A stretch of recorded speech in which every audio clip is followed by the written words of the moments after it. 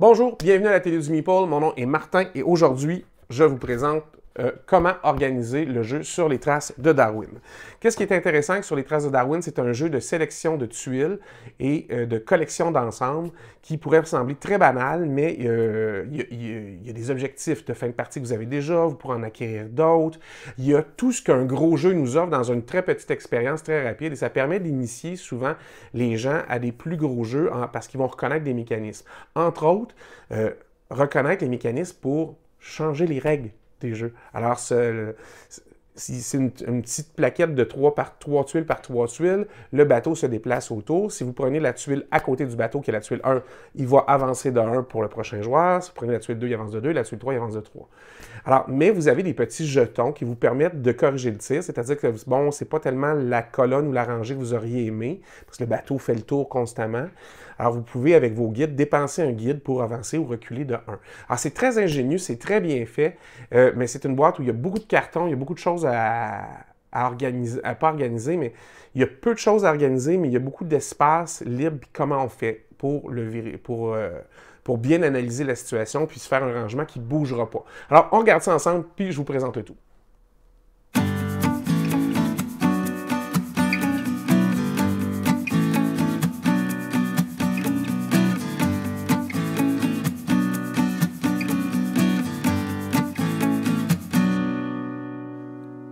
Alors, si on regarde ce qu'il y a dans la boîte sur les traces de Darwin, vous allez voir, la boîte est assez pesante. Pourquoi?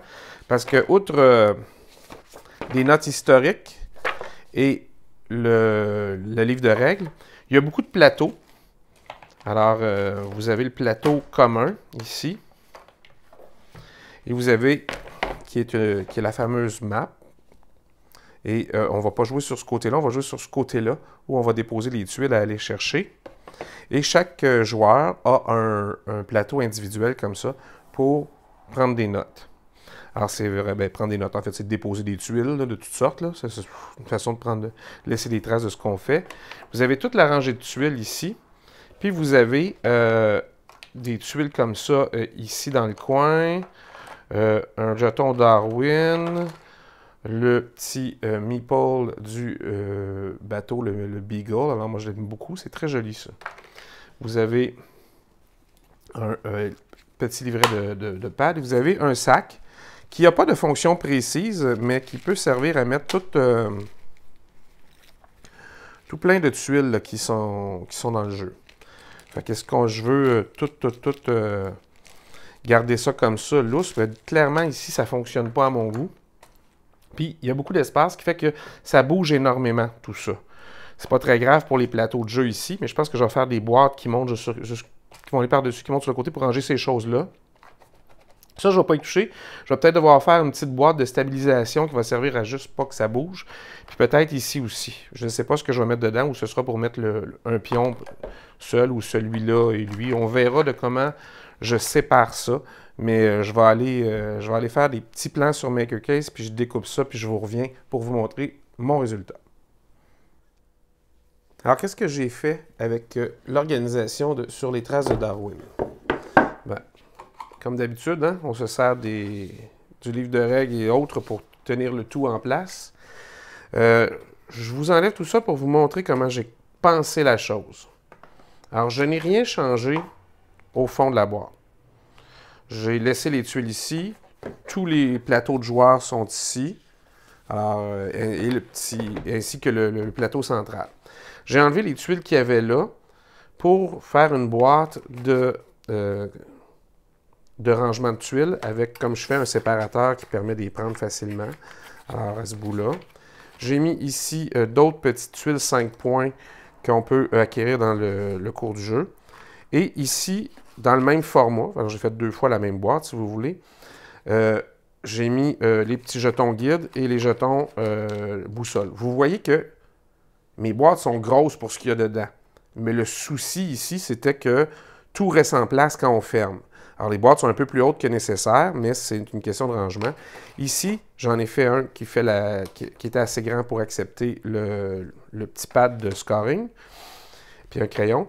Puis l'espace qu'il y a là, je l'ai rempli avec une petite boîte qui va rester là, en permanence probablement, pour mettre le jeton premier joueur. Et j'ai trouvé sur Thingiverse une petite statuette de Darwin. Voilà. Il restait juste la section ici pour pas que les tuiles bougent. J'ai fait une autre petite boîte dans laquelle on pourrait ne rien mettre. Puis même, vous pourriez vous dire, on la met comme ça, mais là, les tuiles vont bouger un peu. J'aurais pu faire une boîte complètement fermée puis mettre ça là. J'avais une boîte. Comme je vous disais, ça ne sert pas à grand-chose, ça. Alors, vous pourriez vous en servir pour mettre n'importe lequel de ces affaires-là, ou le jeton premier joueur direct dedans, c'est overkill. On n'a pas besoin de ça. Mais ça fait un rangement qui est stable. Vraiment, ça ici, ça ne bouge pas. Puis quand vous mettez quelque chose par-dessus, les tuiles restent en place. Puis les petites tuiles rouges de Point Fin Game sont mieux là que là. Vous pouvez mettre ça ici, ranger la dernière boîte au bout, et là, plus rien va bouger. Ça vous permet de remettre ça sur le dessus pour que tout reste en place.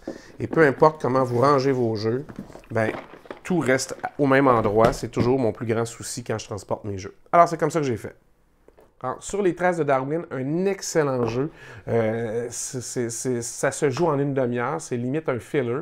Mais c'est un très bon jeu où vous allez avoir, comme je disais au début, toutes les caractéristiques d'un gros jeu dans un petit jeu. Fait qu'au lieu au-delà du placement de tuiles, du set collection, de la collection d'ensemble, si vous voulez, vous avez des objectifs de fin de game, vous pouvez en acquérir d'autres, les petits jetons guides pour vous aider à bien corriger l'arrêt du bateau.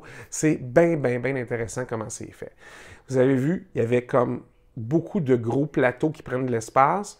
Il y avait les tuiles, mais tout le restant, on aurait pu faire une grosse boîte puis tout sacrer ça dedans. Oui, vous me connaissez, c'est pas tellement ma solution de base, mais mon souci, c'était que les choses ne bougent pas, ou peu, dans ça. Alors, ça fait plus de boîtes à faire, oui, mais vous auriez pu faire un grand plateau sur le dessus puis le diviser aussi, ça aurait fonctionné. Alors, j'espère que ça a été intéressant pour vous, que ça vous sera utile pour organiser certains jeux, peut-être pas celui-là ou un autre, mais si vous avez des questions, n'hésitez pas, posez-les. Ça a été fait encore une fois avec le site MakerCase, ces boîtes-là, vous pourriez les faire en foam core aussi, mais vous auriez pu utiliser l'origami, ça fonctionne également. Alors si vous avez des questions, gênez-vous pas, posez-les, abonnez-vous à la chaîne et on se revoit la prochaine fois. En attendant, amusez-vous!